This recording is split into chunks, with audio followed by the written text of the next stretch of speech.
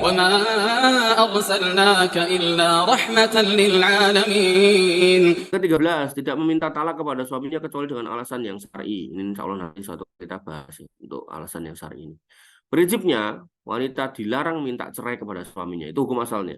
Kecuali ya, ada alasan yang dibenarkan. Nah, Nabi SAW bersabda, ayyuma imra'atin sa'alat zaujaha tolakon, wanita mana aja yang minta suaminya untuk cerai, min ghairi ba'sin, dengan alasan yang nggak dibenarkan, faharamun alaiha raihatul jannah, maka diharamkan baginya mencium bau surga. Kalau baunya aja nggak dicium, maka gimana dia bisa masuk? Nggak mungkin. Ini kalau dikasih tahu sama orang-orang zindik, dia akan mengatakan dia bisa masuk dalam kondisi pilek, dan di akhirat itu nggak ada orang sakit gitu.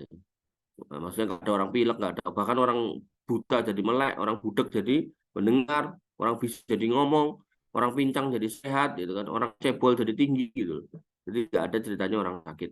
Jadi kalau udah dikatakan nggak bisa mencium bau surga, ya dia nggak akan masuk surga. Makanya ini ancaman keras ya buat wanita-wanita agar jangan memudahkan minta cerai. Ya, bersabar untuk hal-hal yang memang bisa disabarin. Tapi kalau emang itu urusannya kayak kemarin yang ditanyakan, yang mabuk lah, yang nggak sholat lah, yang KDRT, yang ini, yang itu, nah itu silakan lah.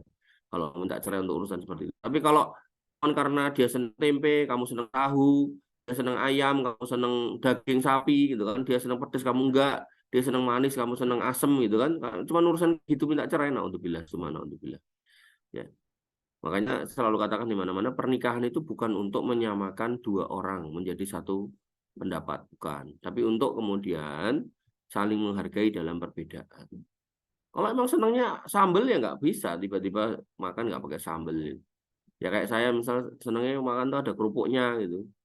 Ya kemudian terus misalnya saya senang sambel terus dia ngomong udah kerupuknya ganti sambel gitu.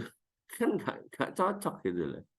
Ya jadi bukan orang yang senang kerupuk terus suruh ganti sambel atau orang yang senang sambel suruh ganti kerupuk, bukan. Ya biarkan orang yang senang sambel makan sambel, orang yang senang kerupuk makan kerupuk. Pokoknya selama itu perbedaannya masih bisa ditolerir, ya nggak apa-apa.